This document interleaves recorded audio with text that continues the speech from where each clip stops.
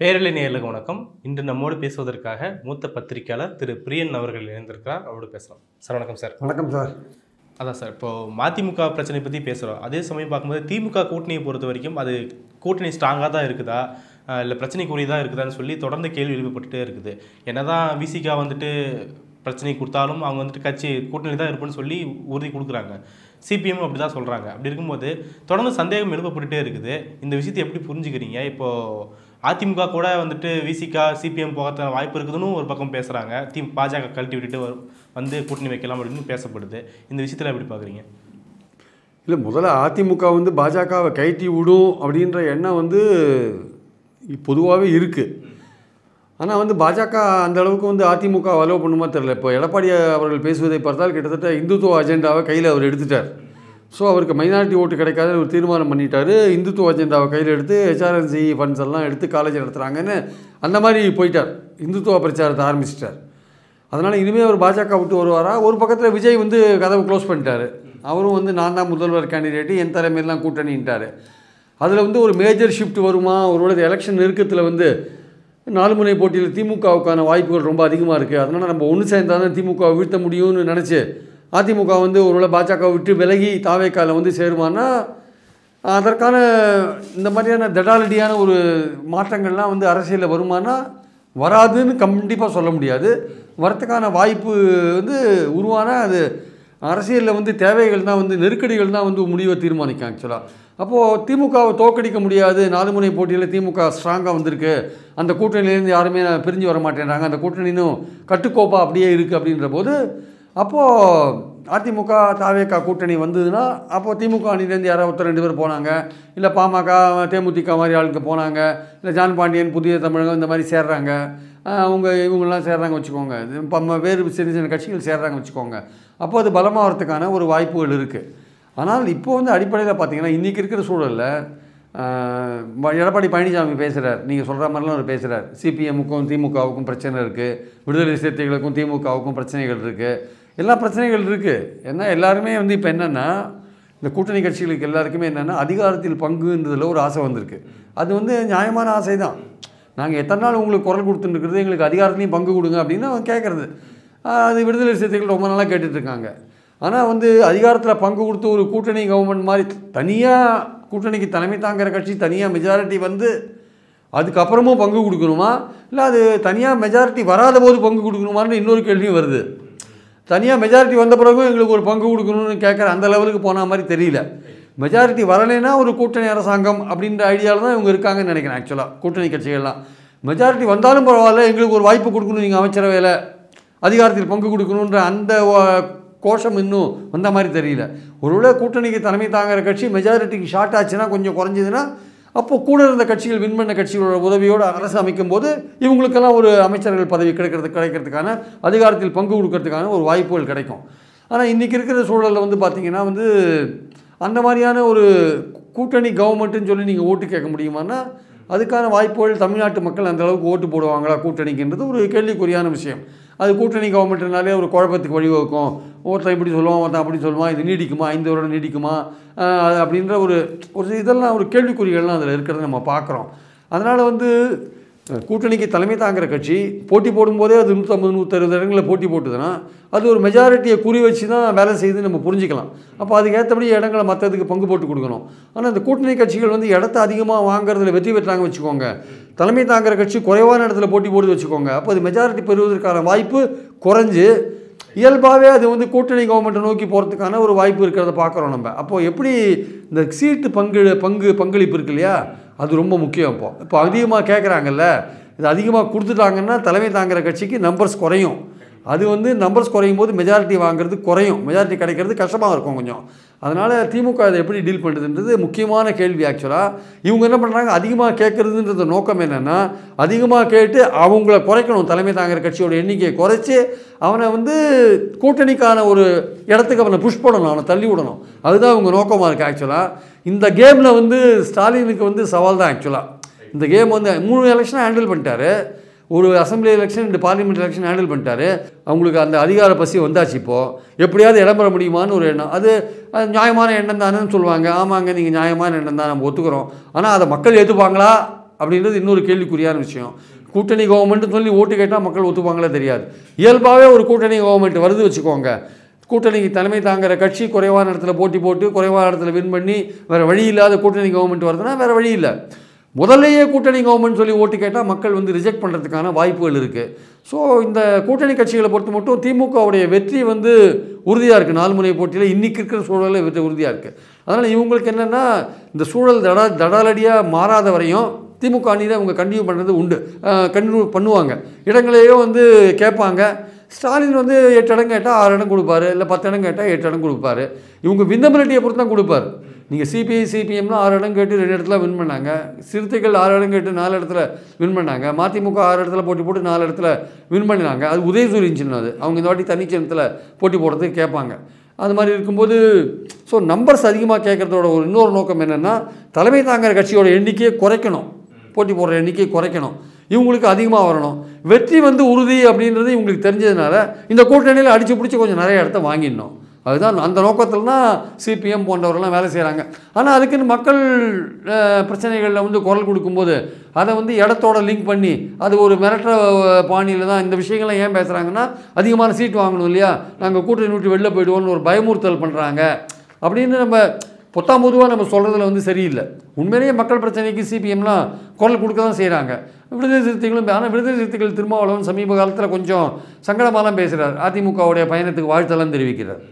அதிமுக அப்புறம் வந்து போட்டி வந்து அதிமுக அணிக்கும் திமுக அணிக்கும் தான் சொல்கிற விஜயை வந்து ஏதோ ஓரம் கட்டுற மாதிரி வச்சுருக்கார். ரெண்டாவது வந்து பாஜக அதிமுகவோட நீங்கள் கூட்டு சேருவீங்களான்னு கேட்டால் அங்கே தான் பாஜக இருக்கே அப்படின்றார், அங்கே தான் பாஜக இருக்கேன்றார். அப்போ பாஜக இல்லாட்டி கூட்டு சேருவீங்களா?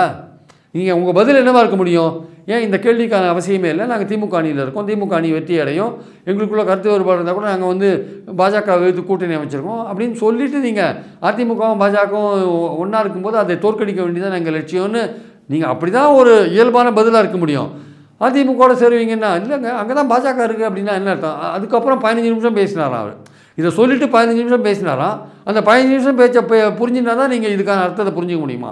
நீங்கள் எடுத்த உடனே சொல்ல வேண்டிய பதில் என்ன? நாங்கள் திமுக கூட்டணியில் கண்டினியூ பண்ணுறோங்க, எங்களுக்கு என்னங்க அவசியம் இருக்குது அதிமுகவோட சேரத்துக்கு, அதான் உங்கள் பதிலாக இருக்க முடியும். ரைட். இது மாதிரிலாம் திருமாவளவன் போன்றவர்கள் இது மாதிரிலாம் பேசி என்ன பண்ணுறாங்க, கொஞ்சம் ஓரளவுக்கு குழப்புறாங்க. திமுக தலைமை இதெல்லாம் பார்த்துட்டு தான் இருக்காங்க. அவங்க இப்போ எதுவுமே பேச மாட்டாங்க.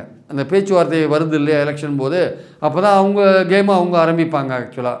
அதனால் இவர் வந்து எல்லாமே பேசிட்டு என்ன பண்ணுறாங்க, இல்லை திமுக அணியில் நாங்கள் தொடர்றோம்னு சொல்கிறாங்க.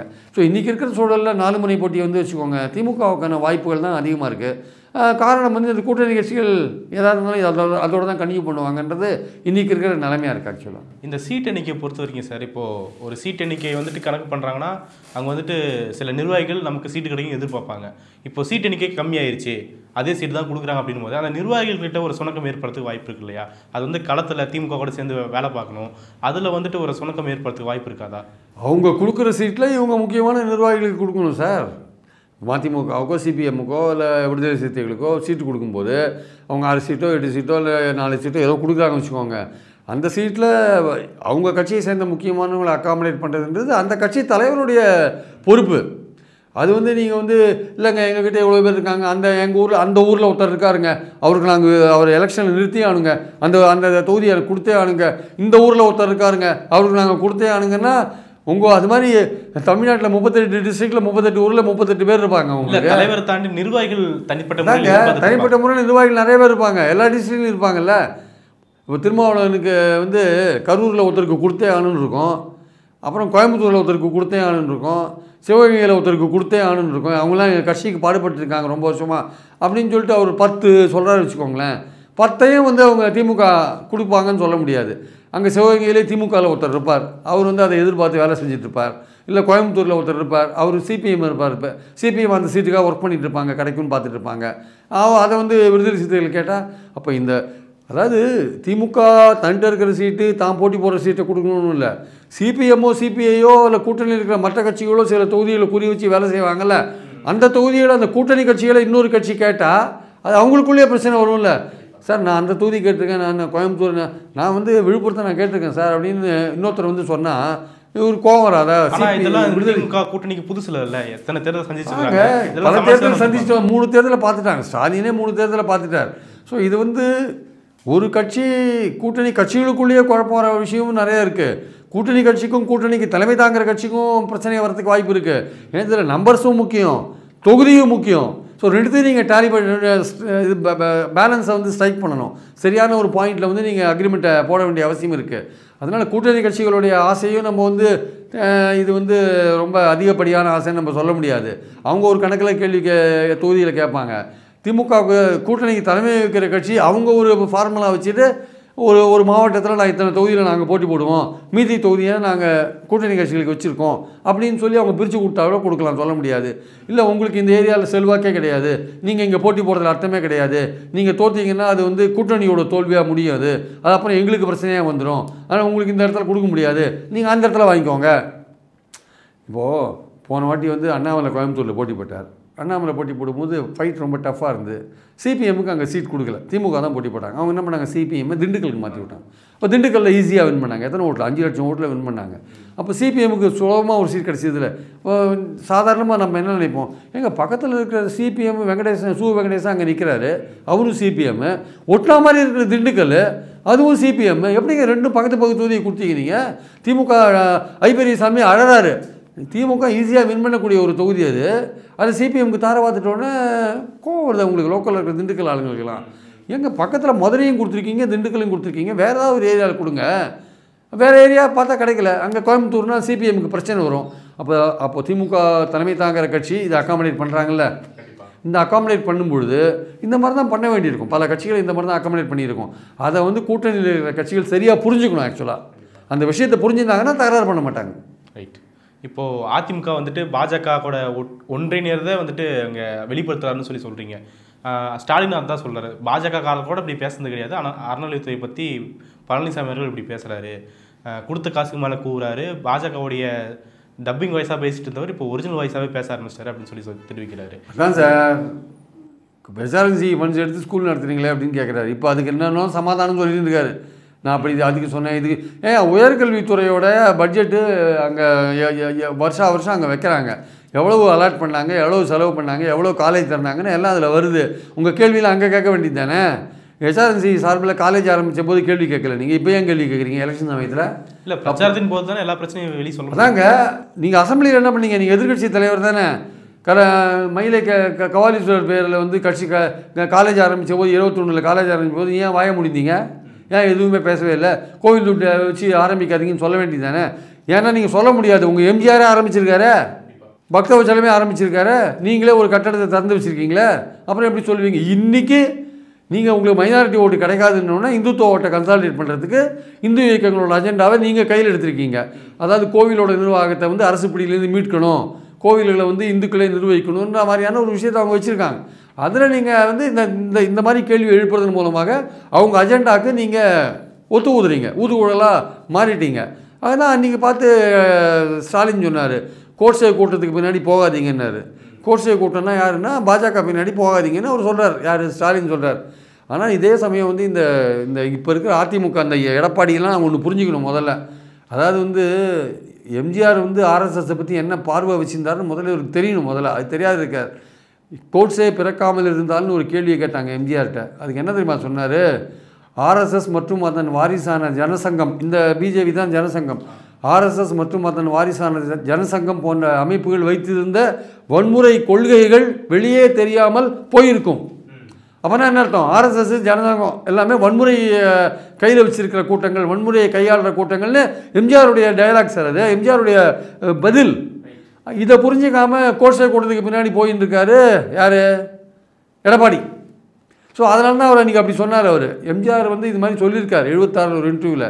78 ஒரு இன்டர்வியூவில் எம்ஜிஆர் என்ன சொல்கிறாரு?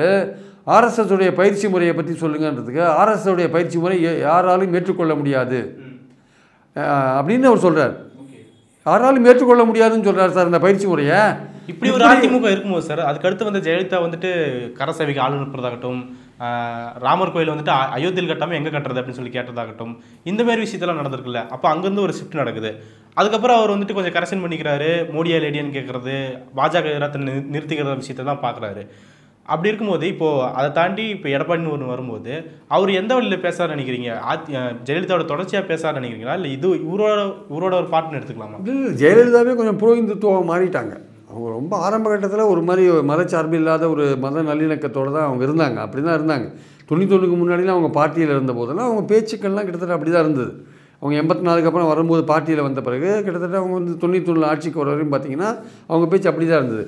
ஈவன் 2000 வரையும் கூட 98ல் தான் அவங்க 96க்கு அப்புறம் 98ல் பாஜகவோட கூட்டணி சேர்றாங்க இல்லையா, அதில் தான் அவங்களுடைய ப்ரோ இந்துத்துவ ஸ்டாண்ட் ஆக்சுவலாக மாறுது. ஆக்சுவலாக ஏன்னா அதுக்கு முன்னாடி எனக்கு கொடுத்த ஒரு பேட்டிலேயே அவங்க சொல்கிறாங்க 84ல் கோவிலுக்கு போவீர்களான்னு ஒரு கேள்வி கேட்டால், நான் கோவிலுக்கு போகிறதில்ல, கோவிலுக்கு போகிறவங்கள வேண்டான்னு சொல்ல தடுக்கவும் மாட்டேன், நான் என்ன நீ கோவிலுக்கு போகணும் நீங்கள் யாரும் சொன்னாலும் அதை கேட்கவும் மாட்டேன், ஏன்னா என்னோட சுயமாக முடிவெடுப்பேன் அப்படின்ற மாதிரி சொல்கிறேன்.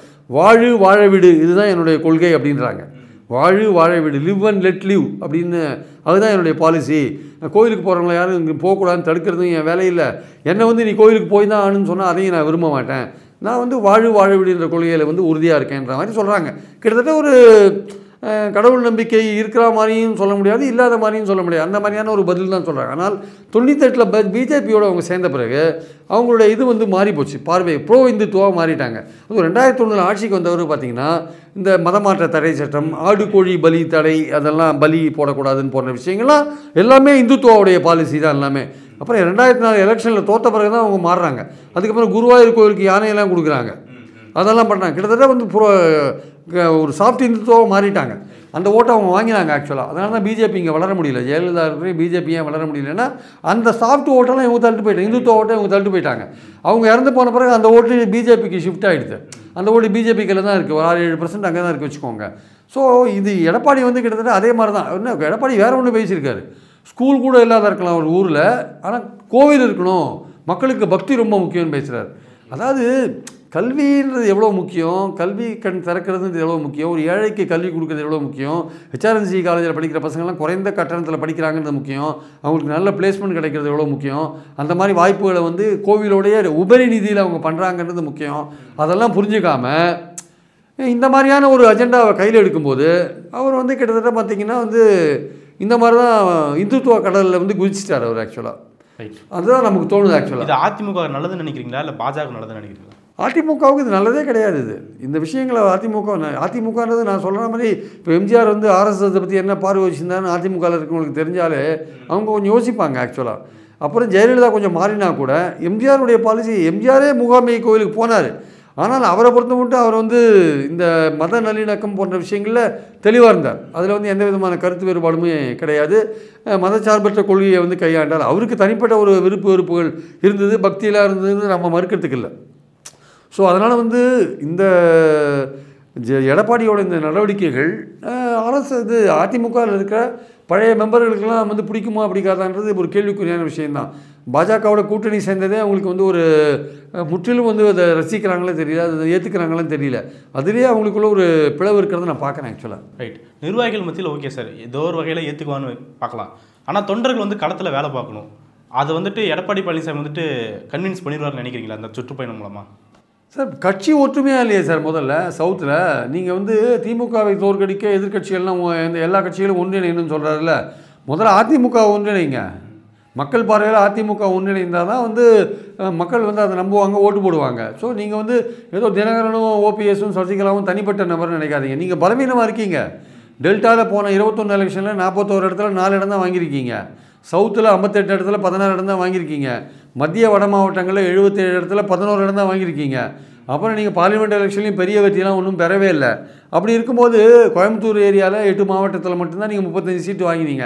அதுதான் உங்களை காப்பாற்றிச்சிச்சு 21 எலெக்ஷனில். இத்தனைக்கும் நீங்கள் பாஜகவோட தான் இருந்தீங்க. நீங்கள் இப்போ வந்து உங்களுக்கு வந்து தினகரனும் ஓபிஎஸும் பாஜக அணியிலே இருக்காங்க வச்சுக்கோங்க. அவங்க இருக்காங்க, அப்படி நீங்கள் அவங்க உங்கள் கட்சியில் சேர்த்துக்கல, அவங்க தனியாகவே அந்த பாஜகவோட இருக்காங்கன்னு வச்சுக்கோங்க. அந்த அந்த இதே செட்டப்பில் போகிறாங்க வச்சுக்கோங்க. அவன் தினகரன் கூட்டணி ஆட்சியெல்லாம் வேறு சொல்லிட்டு இருக்கார். இவர் வந்து எடப்பாடி வந்து அவங்கள வந்து கூட்டணியில் இருக்கிற மாதிரியே காமிச்சிக்க மாட்டேன்றார். ஆனால் நாளைக்கு அதிமுக வந்து ஒரு இடத்துல போட்டி போடும்போது அந்த இடத்துல இருக்கிற ஓபிஎஸ் ஆட்களோ இல்லை தினகரன் ஆட்களோ எந்த அளவுக்கு இவருக்கு அதிமுகவுக்கு வேலை செய்வாங்க? இல்லை தினகரன் ஆட்களோ ஓபிஎஸ் ஆட்களோ போட்டி போகிற இடத்துல அதிமுகக்காரன் இபிஎஸோட ஆள் எப்படி அங்கே வேலை செய்வாங்க? ஒருத்தருக்கு ஒருத்தர் கால வாரத்துக்காரன் ட்ரை பண்ணுவாங்களா மாட்டாங்களா? நீ பலம் இபிஎஸ் பலம் பெறுவது ஓபிஎஸ்க்கு ஆகாது, ஓபிஎஸ் பலம் பெறுவது இபிஎஸ்க்கு ஆகாது. அப்போ ஒருத்தருக்கு எப்படி வின் பண்ணுறதுக்கான கை கொடுப்பீங்க? அவங்க கட்சியில் இணைஞ்சிட்டாங்கன்னா அதோட விஷயம் வேறு. கட்சியில் இணையாத போது ஒரு கூட்டணியில் இருக்காங்கன்ற போது ஒருத்தருக்கு இணைஞ்சு வேலை செய்வாங்களா? பாஜக என்னதான் நடுநிலையாக இருந்து மீடியேட் பண்ணால் கூட, தகர பஞ்சாயத்து பண்ணால் கூட, அவங்களுக்கு இவர் பலம் பெறக்கூடாது, அவர் பலம் பெறக்கூடாதுன்னு இவர். அப்போ ஒருத்தருக்கு காலம் வரும்போது அந்த கூட்டணிக்கு அது பாதகமாக தானே முடியும் அது ஆக்சுவலாக. அப்போ கட்சி ஒன்றிணைய வேண்டிய அவசியம் இருக்கா இல்லையா? கட்சி ஒன்றிணையணும். உங்களால் மெகா கூட்டணி அமைக்க முடியல, தொண்டர்களுக்கு நம்பிக்கை வரல. ஆக்சுவலாக தொண்டர்கள் தாவேக்காவோட நீங்கள் கூட்டணிக்கு போவாங்கன்னு எதிர்பார்த்தாங்க. நீங்கள் பாஜகவோட போயிட்டீங்க, அதுவே அவங்களுக்கு பெரிய அதிர்ச்சி. விஜய் கதவை மூடிட்டார், அதுவே அதிர்ச்சி, பெரிய அதிர்ச்சி. ஸோ உங்களுக்கு திமுக எதிர்ப்போட்டும் இந்த வாட்டி முழுக்க வருமானா வராது. அது கொஞ்சம் விஜய் சைடில் ஷிஃப்ட் ஆகிறதுக்கான வாய்ப்புகள் இருக்குது. ஸோ எதிர்ப்போட்டும் வராது, மெகா கூட்டணி அமைக்க முடியல, உங்கள் கட்சியும் ஒற்றுமையாக இல்லை. பாஜகவோட எல்லா விதமான தமிழ்நாட்டுக்கு செய்கிற துரோகங்களுக்கெல்லாம் நீங்கள் பதில் சொல்ல வேண்டிய அவசியம் இருக்குது. நீங்களும் பாஜகவோட கொள்கையை சுவீகரிக்கிறீங்க, அதை எடுத்து பேசுகிறீங்க. எல்லாமே உங்களுக்கு டிஸ்அட்வான்டேஜாக இருக்குது. அப்போ நீங்கள் பயணம் போய் என்ன பிரயோஜனம்? அதுக்கான பயன் என்ன?